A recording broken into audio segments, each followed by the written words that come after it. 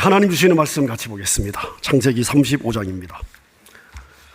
창세기 34장 27절부터 35장 5절까지 저희가 함께 우리 교독하도록 하겠습니다. 창세기 34장 27절부터 35장 5절까지 34장 27절을 제가 먼저 읽겠습니다.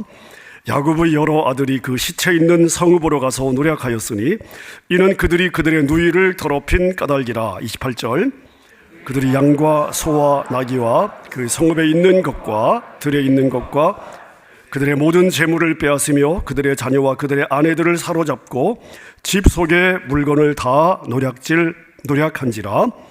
야곱이 시몬과 레위에게 이르되 너희가 내게 화를 끼쳐 나로 하여금 이 땅의 주민 곧 가나안 족속과 브리스 족속에게 악취를 내게 하였도다. 나는 수가 적은즉 그들이 모여 나를 치고 나를 죽이리니 그러면 나와 내 집이 멸망하리라. 그들이 이르되 그가 우리 누이를 창녀같이 대우함이 옳으니까. 1절 하나님이 야곱에게 이르시되 일어나 베델로 올라가서 거기 거주하며 내가 내 형 에서의 낯을 피하여 도망하던 때에 너에게 나타났던 하나님께 거기서 제단을 쌓으라 하신지라. 야곱이 이에 자기 집과 사람과 자기와 함께한 모든 자에게 이르되 너희 중에는 이방 신상들을 버리고 자신을 정결하게 하고 너희들의 의복을 바꾸어 입으라. 우리가 일어나 베델로 올라가자. 내 환난 날에 내게 응답하시며 내가 가는 길에서 나와 함께하신 하나님께 내가 거기서 제단을 쌓으려 하노라 하매 그들이 자기 손에 있는 모든 이방 신상들과 자기 귀에 있는 귀고리들을 야곱에게 주는지라. 야곱이 그것들을 세겜 근처 상수리 나무 아래에 묻고 그들이 떠났으나 하나님이 그 사면 고울들로 크게 두려워하게 하셨으므로 야곱의 아들들을 추격하는 자가 없었더라. 아멘. 하나님께서는 사랑하는 자녀들을 인생의 코너로 몰아넣으시는 때가 있습니다. 우리가 살면서 이게 내가 지금 사느냐 죽느냐의 문제구나, 이렇게 우리가 느끼는 때가 바로 그러한 때입니다. 오늘 저희가 읽은 창세기 34장, 35장, 특별히 이 34장에는 야곱의 집안이 만난 절대절명의 그러한 그 위기를 우리가 읽을 수가 있습니다. 자, 야곱이 세겜 땅에서 야곱의 하나밖에 없는 디나라고 하는 딸이 세겜 추장의 아들에게 성폭행을 당했습니다. 야곱의 아들들이 복수를 하겠다고 세겜의 남자들을 모조리 다 죽여버렸습니다. 야곱은 아들들에게 절대 복수해서는 안 된다고 여러 차례 경고를 했음에도 불구하고 야곱의 아들들은 자기 그 누이의 성폭행을 참지 못하고 세겜의 모든 남자들을 할례를 받도록 한 후에 모조리 다 죽여버리고 성을 노략질을 했습니다. 자, 문제는 뭐냐? 자, 가나안 족속들이 가만히 있을 리가 없습니다. 가나안의 7 족속들, 형제처럼 지내는 이 가나안의 7 족속들이 야곱을 복수하려고 하면 야곱은 그냥 한 집안일 뿐입니다. 당해낼 도리가 없는 것이죠. 자, 야곱의 집안은 이 세겜에서 그냥 다 죽임을 당할 수밖에 없는 그러한 위기를 당하게 되었습니다. 자, 그런데 하나님의 자녀들에게 절망이란 없죠. 하나님은 이 위기를 통해서 야곱을 이끌어 가십니다. 하나님은 이 위기를 통해서 야곱에게 깨달음을 주십니다. 야곱이 얼마나 하나님으로부터 멀리 벗어나 있는지 하나님은 이 위기를 통해서 야곱을 깨우쳐 주십니다. 여러분, 사람이 평안할 때는요, 내 힘으로 사는 것 같습니다. 그래서 하나님이 보이지 않습니다. 그리고 이 평안이 계속되면 우리는 영적으로 나태해지고 게을러지기가 너무나 쉽습니다. 자, 그러다가 우리가 위기를 만나게 되면, 사느냐 죽느냐의 위기를 만나게 되면 그때 비로소 우리의 영은 하나님을 의식하기 시작합니다. 하나님을 생각하기 시작합니다. 내가 얼마나 무능한 존재였는지를 보기 시작합니다. 소홀하게 여겼던, 내가 우선순위를 두지 않았던 하나님과의 관계를 생각하게 됩니다. 여러분, 우리 본성은요, 우리가 생각한 것 이상으로 굉장히 완고합니다. 여러분, 우리의 본성은요, 굉장히 고집스러워요. 내가 해결할 수 없는 위기를 만나야만 하나님을 진심으로 소망하고 하나님을 의지하게 됩니다. 여러분, 이게 우리의 못된 본성이에요.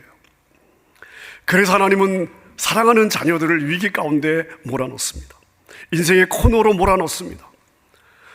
오늘 본문의 야곱을 보십시오. 그동안은 자기의 재치와 자기의 기지와 자기의 꾀로 지금까지 어려운 일이 있었지만 무난하게 잘 넘기면서 살아왔습니다. 형 에서를 속여서 장자권을 빼앗았죠. 꼼수로 아버지까지 속여서 축복을 받습니다. 외삼촌 라반 때문에 어려운 일들도 있었지만 야곱도 못지않은 꾀를 통해서 많은 재산을 불릴 수가 있었습니다. 자, 근데 이 창세기 34장에서 만난 이 야곱의 상황은요, 지금까지 야곱이 핸들한 상황과 비교가 안 되는 그러한 위기 상황입니다. 가족들이 다 죽임을 당하게 되어 있는 그러한 상황. 야곱의 지혜나 야곱의 꾀로 벗어나기 어려운 막다른 골목을 지금 야곱이 만난 것입니다. 자, 근데 하나님은 이 야곱의 위기를 어떻게 다루실까요? 복잡하고 야곱이 해결할 수 없는 이 위기를 하나님은 어떻게 다루시는가? 여러분, 의외로 하나님이 위기를 다루시는 방법은 굉장히 단순한 것을 볼 수 있습니다. 이 위기를 만난 야곱에게 창세기 35장 1절을 보니까 하나님이 이렇게 명령하고 있습니다. 하나님이 야곱에게 이르시되 일어나 베델로 올라가서 거기 거주하며 내가 내 형 에서의 낯을 피하여 도망하던 때에 너에게 나타났던 하나님께 거기서 제단을 쌓으라 라고 명령을 하셨습니다. 여러분, 죽느냐 사느냐의 상황입니다. 어떻게 저 가나안 족속들의 그 복수심을 핸들해야 되느냐? 자, 근데 하나님은 야곱에게 뭐라고 말씀하시냐면 베델로 올라가서 거기서 단을 쌓아라. 베델로 올라가서 단을 쌓아라. 여러분, 이게 무슨 말입니까? 야곱아, 이제 네가 내 앞에 서야 될 때가 되지 않았느냐? 지금까지는 네가 나 없이 네 꾀로 살아왔는데 그게 더 이상 워킹하지 않는 것이 아니냐? 더 이상은 아니다. 이제 내 앞에 서라. 내 앞에 서라. 근데 여러분, 하나님께서 어디에서 단을 쌓으라고 말씀하십니까?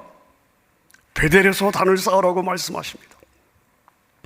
여러분, 야곱이 지금 살고 있는 세겜에도 단이 있었어요. 자, 근데 하나님은 그 세겜이 아니라 베델로 올라가서 거기서 단을 쌓으라고 말씀을 하십니다. 네, 여러분, 베델이 어떤 곳입니까? 야곱이 형 에서의 낯을 피하여 삼촌 라반의 집으로 도망갈 때, 야곱이 홀로 도망갈 때 자신의 장래가 어떻게 될지 알지 못하는 바로 그때에 내가 라반의 집까지, 삼촌의 집까지 도달할 수 있을지 없을지 개런티가 되지 않고 과연 나의 내일이, 나의 장래가 어떻게 될지 알 수 없는 상황에서 이제 내가 혼자 남았구나. 바로 그 순간에 하나님은 야곱의 그 여정에 나타나셨습니다. 그러니까 야곱이 가장 외로울 때, 가장 어려울 때, 내일이 보이지 않을 때, 가장 힘들 때에 하나님을 만났던 곳이 어디예요? 베델입니다. 야곱이 처음으로 부모를 떠나 처음으로 자기 개인이 단독자로 하나님을 만났던 곳, 그게 바로 베델입니다.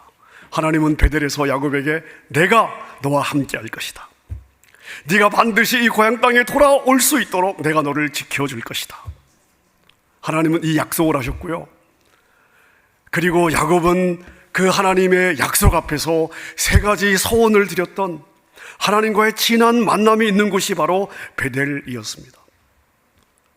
하나님은 야곱으로 하여금 하나님과의 첫 만남을 기억하게 하시기를 원하셨습니다. 야곱이 첫사랑을 회복하기를 원하셨습니다. 하나님이 베델에서 단을 쌓으라고 말씀하신 또 다른 중요한 이유가 있습니다. 하나님은 야곱이 세겜을 떠나기를 원하셨습니다. 하나님께서 야곱에게 삼촌 라반의 집에서 어려움을 겪는 야곱에게 나타나셔서 뭐라고 말씀하셨습니까? 야곱아, 세겜으로 가라, 이렇게 말씀하지 않으셨어요. 야곱아, 내가 너를 만났던 베델로 가라. 더 이상 여기서 고생하지 말고 베델로 와라, 이렇게 하나님이 말씀하셨어요. 그래서 야곱이 그 하나님의 말씀을 듣고 결단하고 삼촌의 집의 모든 관계를 끊고 가족들을 데리고 지금 베델로 가다가 베델로 가지 않고 세겜에서 지금 머물러 있는 것입니다. 세겜 땅은 야곱이 살기에는 너무나 편안한 땅이었습니다. 모든 것이 다 갖추어진, 문명이 있는, 문화가 있는 그러한 땅이었습니다.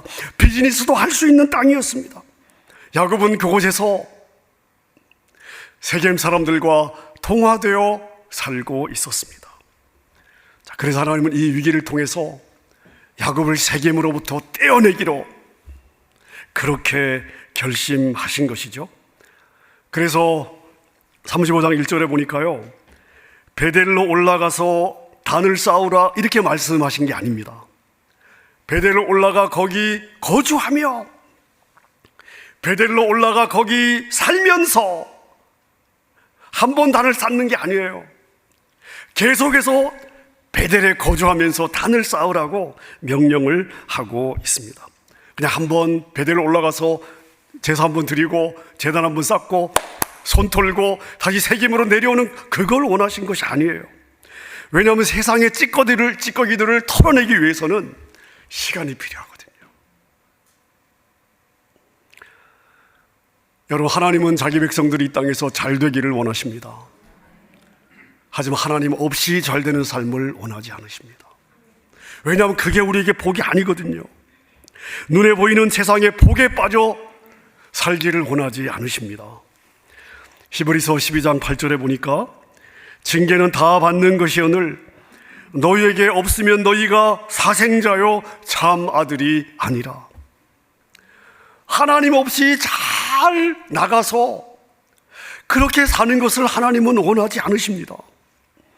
내가 하나님 없이 사는데 너무 잘 돼요.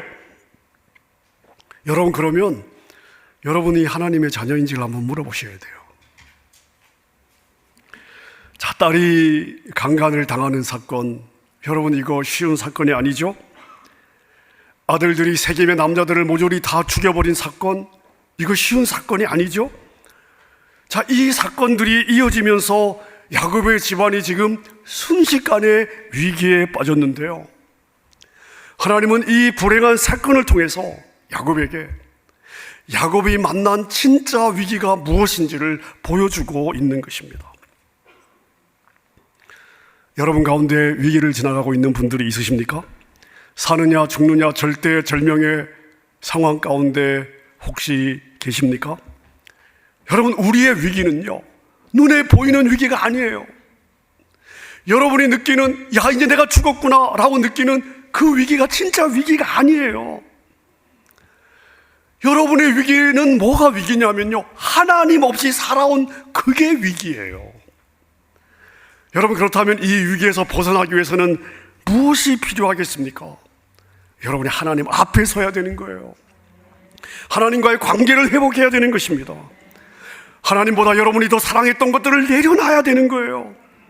하나님보다 더 귀했던 것들을 내려놔야 되는 것입니다. 여러분, 영적으로 뚫리면 땅의 장애물들은 소멸되는 줄로 믿습니다. 여러분, 이게 원리예요. 이게 하나님의 자녀들이 사는 원리입니다. 자, 이 절대절명의 위기를 만난 야곱이 이걸 지금 깨닫는 거예요. 자, 그래서 베델로 올라가 제단을 쌓으라는 하나님의 명령 앞에서 야곱이 어떻게 반응하고 있습니까? 2절, 3절 한번 읽어보겠습니다. 2절과 3절 우리 같이 한번 읽어볼까요? 시작. 야곱이 이에 자기 집과 사람과 자기와 함께한 모든 자에게 이르되 너희 중에 있는 이방 신상들을 버리고 자신을 정결하게 하고 너희들의 의복을 바꾸어 입으라. 우리가 일어나 베델로 올라가자. 내 환난 날에 내게 응답하시며 내가 가는 길에서 나와 함께 하신 하나님께 내가 거기서 제단을 쌓으려 하노라. 아멘. 하나님은 야곱에게 베델로 올라가 거기서 거주하며 제단을 쌓아라 이렇게 말씀을 하셨습니다. 그런데 야곱이 이 명령을 듣고 반응을 하면서 가장 먼저 한 일은 뭐냐 하면요, 자 베델로 올라가자가 아니었습니다. 자기 집안의 사람들을 다 모았습니다. 자기의 자녀들을 다 모았습니다. 그리고 이 하나님의 명령을 받들기 위해서 베델로 올라가서 제단을 쌓기 전에 필요한 일들을 준비하고 있습니다. 여러분, 이러한 것들은요, 영적 회복의 과정에서 너무나 중요한 거예요. 이방 신상을 버려야 돼요. 하나님 앞에 제물을 드리기 전에, 제단을 쌓기 전에, 예비하기 전에 더 중요한 것은 뭐냐? 나에게 귀했던 이방의 신상 우상들을 버리는 것입니다. 야곱이 너희의 이방 신상을 버리고 너희를 정결케 하고 너희의 옷을 바꾸어 입어라. 세상의 옷을 벗으라는 거예요. 그리고 나서 베델로 올라가자는 거죠. 자, 여러분, 근데 35장 2절 3절에서 지금 야곱이 가족들에게, 자녀들에게 이야기하고 있는 어떤 그 모습, 그 야곱에게서 나오는 어떤 그 풍기는 그 거시기. 예. 여러분, 이게 창세기 34장하고는 너무나 많이 바뀌어 있는 것을 우리가 보게 됩니다. 비교가 돼요. 창세기 34장에서는 아들들이 아버지의 권위를 인정하지 않습니다. 복수하지 마라, 분명히 야곱이 얘기를 했거든요. 자, 근데 아들들은 아니, 저 사람들이 우리 동생을 강간을 했는데 내버려둬요, 우리 못 참아요. 여러분, 이렇게 대들면서 세겜의 남자들을 다 죽여버렸습니다. 근데 지금 35장의 야곱의 모습은 영적 권위가 회복된 아버지예요. 영적 권위가 회복이 되어 있습니다. 가족들은 위기를 풀어가는 야곱의 그 명령 결단을 따르기 위해서 본문에 보면 자신들의 모든 단장품, 우상을 버리고 이방 신상을 버리고 있습니다. 모든 가족들이 야곱 한 사람을 바라보고 있어요. 반항하고 대항했던 자녀들도 쥐죽은 듯이 조용하고 아버지의 명령에 순종하고 있습니다.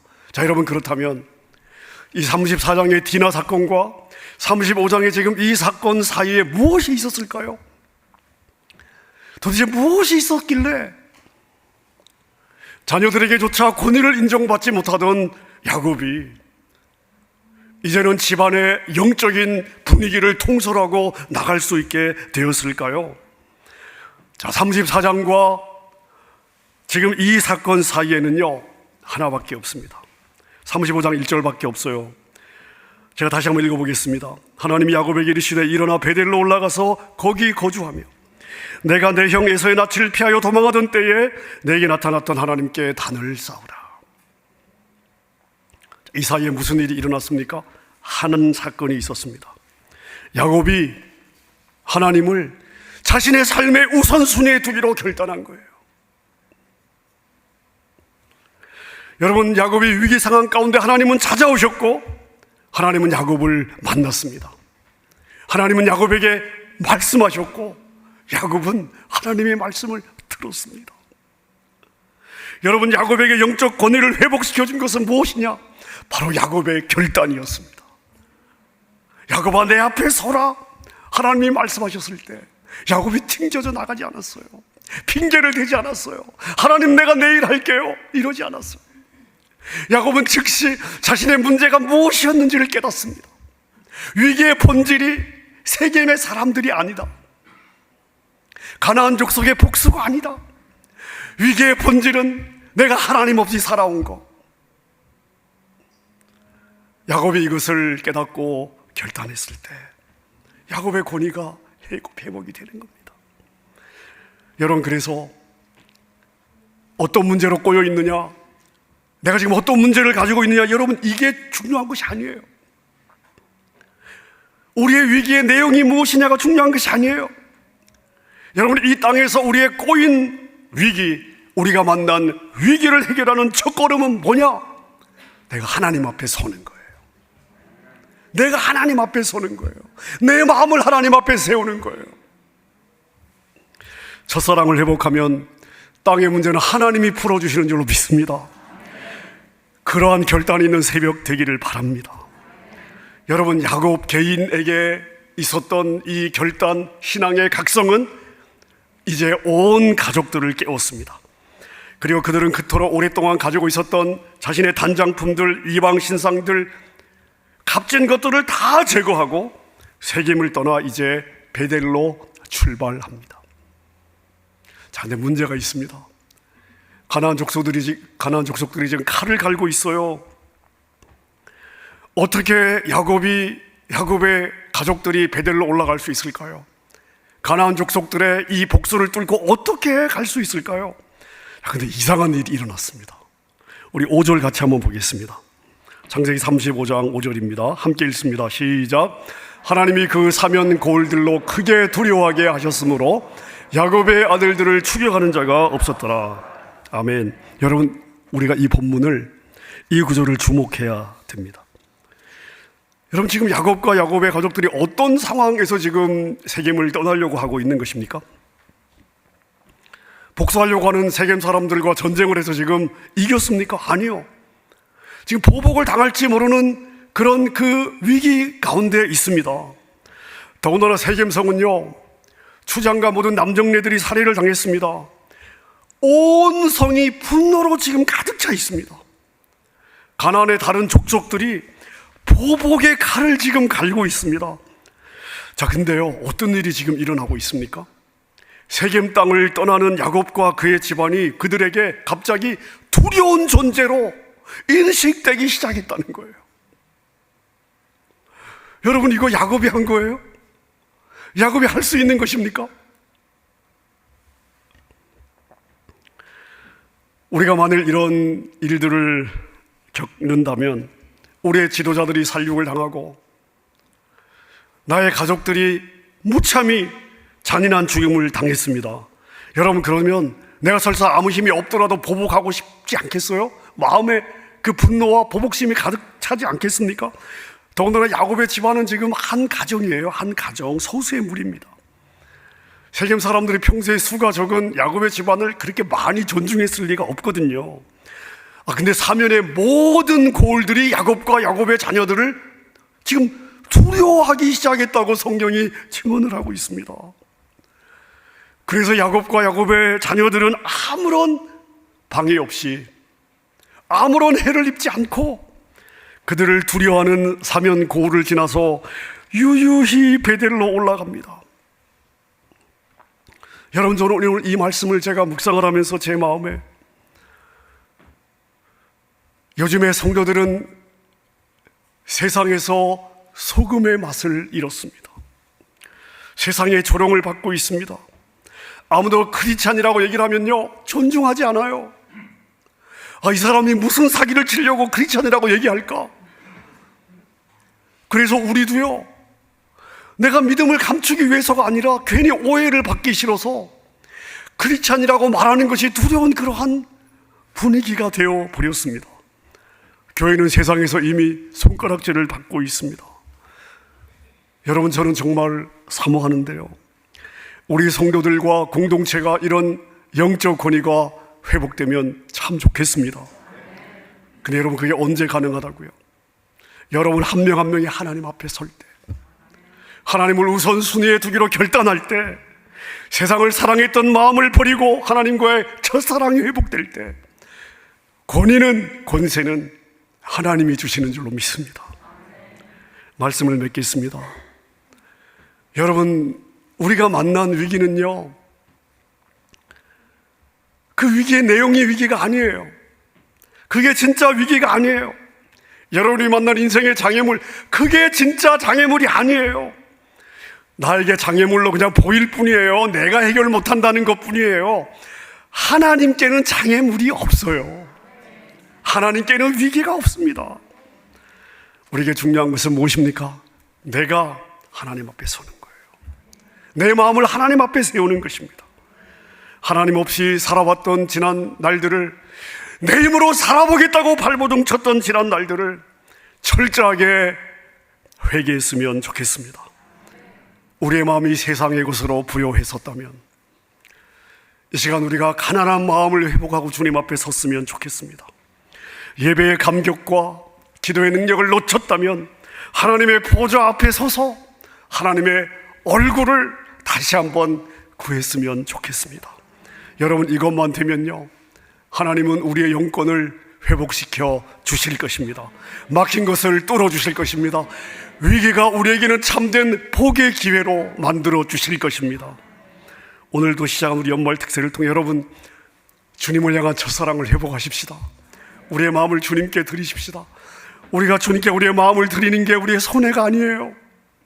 우리는 우리의 마음을 드리면 나머지는 다 주님이 주셔요. 아멘입니까? 그래서 위기가 기회가 되는 2021년 한 해 동안 응답하지 못했던 기도, 하나님 이 5일 동안의 역사하기에는 너무나 충분한 시간입니다. 이 믿음으로 기도하고 위기 가운데 열어주시는 2022년도, 여러분 한 분 한 분의 삶에 2022년도가 새로운 기회로 열리는 역사가 있으시기를 우리 주님의 이름으로 축원합니다.